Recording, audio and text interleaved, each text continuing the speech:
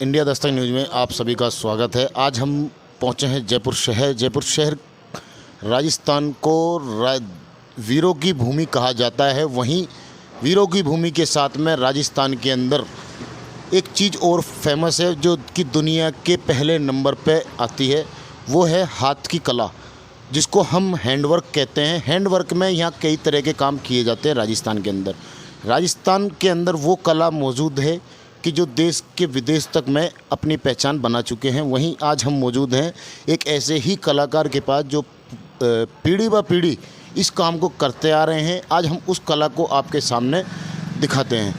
ये कला है ज्वेलरी, जिस तरीके से हाथ के द्वारा तैयार की जाती है, जिसको बनाने के अंदर 2 दिन से लेकर 2 महीने तक का एक आइटम को तैयार करने में वक्त लगता है। अब हम बात कराते हैं सीधे आपको उस कलाकार से। हम कुछ कलाकार की जो हाथ में अब जो काम कर रहे हैं, पहले हम उनको दिखाना चाहेंगे। ये ओरिजिनल डायमंड और गोल्ड पे काम किया जाता है। ये ओरिजिनल भूमि है, रूबी है, ओल्ड बर्मा, और ये डायमंड की पोल्की है। ओरिजिनल कुंदन पे वर्क है, 24 कैरेट कुंदन, मुग़ल आर्ट जिसको कहा जाता है। कुंदन मीनाकारी का वर्क, कुंदन का काम कहा जाता है। ये जो कि यशब का एक पीस है जिसको हम बाजू कह सकते हैं। ये इस तरह से इसके 3 पीसों से ये ऐसे जोड़ करके ये बाजू में बना जाएगा और उसके बाद बहुत ही खूबसूरत। तो जैसे पहले तो हम आपका नाम जानना चाहेंगे।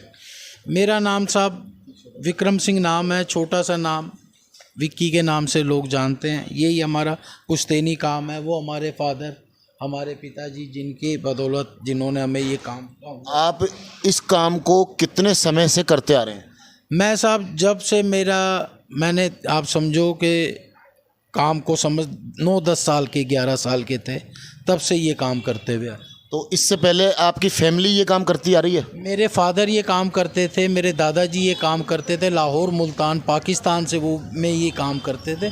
पार्टीशन में फिर 47 के टाइम वो लोग यहाँ आए और उसके बाद यहाँ आके बूरामल राजमल सुराना एक नामी ट्रस्ट है, एक नामी ख्याति प्राप्त ट्रस्ट, तो क्या एक बहुत अच्छी फर्म है, राज मंदिर है उनका। ये हम फिर उनके साथ, उनका भी ये काम है पुश्तैनी का, उनके साथ जुड़ के पीढ़ी दर पीढ़ी हमने इस काम को।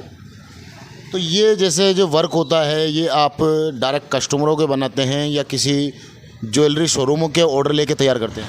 हमारे ज़्यादातर पुराने ही जो शोरूम हैं, हमारे फादर के टाइम के, हमारे दादाजी के टाइम के, वो ही विश्वास में रखते हुए हमें वो ऐसी चीज़ें देते हैं कि जो नायाब, जो खूबसूरत करनी हो तो हमें उनसे ही टाइम नहीं मिल पाता है। तो हमारे दर्शकों को कुछ और काम जैसे आप जो कर रहे हैं, और क्या क्या चीज़ बनाते हैं आप दिखाएंगे? हम कई चीज़ें हमारी वैसे स्पेशली बैंगल्स में रहती है, हसलीज में रहती है, तो अनकम्प्लीट कई चीज़ें हैं। और जिस तरह से ये पीसेज हैं, ये नौरतन की जड़ाई है।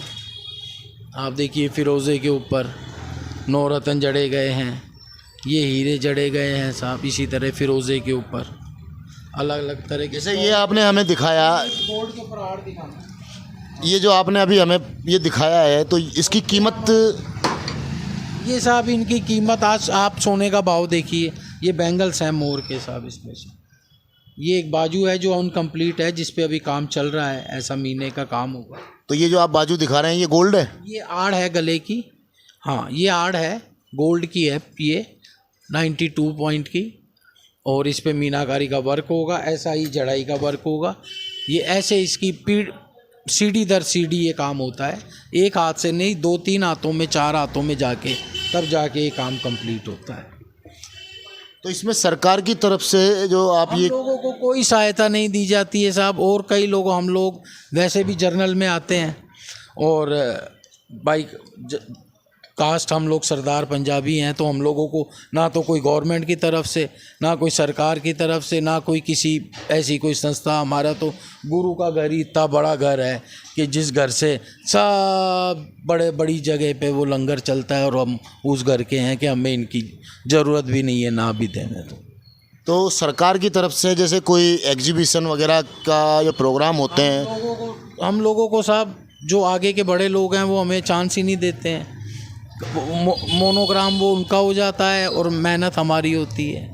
कई चीज़ें ऐसी हैं कि वो लोग कोई ऐसा, ये तो कारीगरी जानता है कैसे होता है। कभी आपने आगे इस चीज़ को पहुंचाने का कोई प्रयास किया सरकार तक?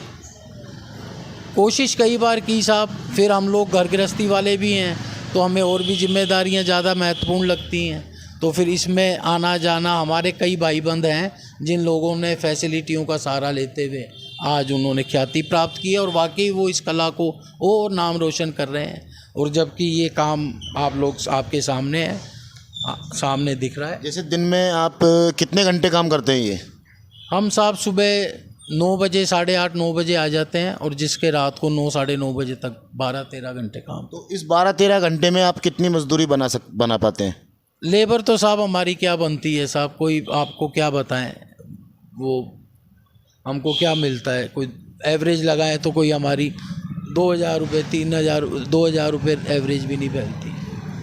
तो इसमें माल मटेरियल भी जैसे आप लगाते हो? तो वो फिर कोई अलग अलग होती हैं कि साहब इसमें, लेकिन ये है कि काम का सम्मान है।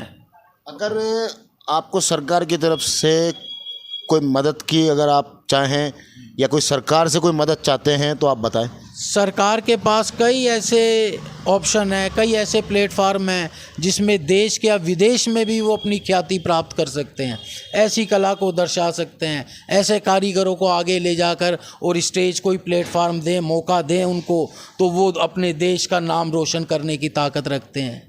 लेकिन उसके लिए आगे कोई रास्ता भी नज़र आए, हर कोई अपना अपना रास्ता नापता है। जैसे कि आपने सुना एक कलाकार की जुबानी उनकी दास्तां, जिस तरीके से सरकार हिंदुस्तान के कलाकारों को आगे लाती है। हमारी अपील रहेगी सरकार राजस्थान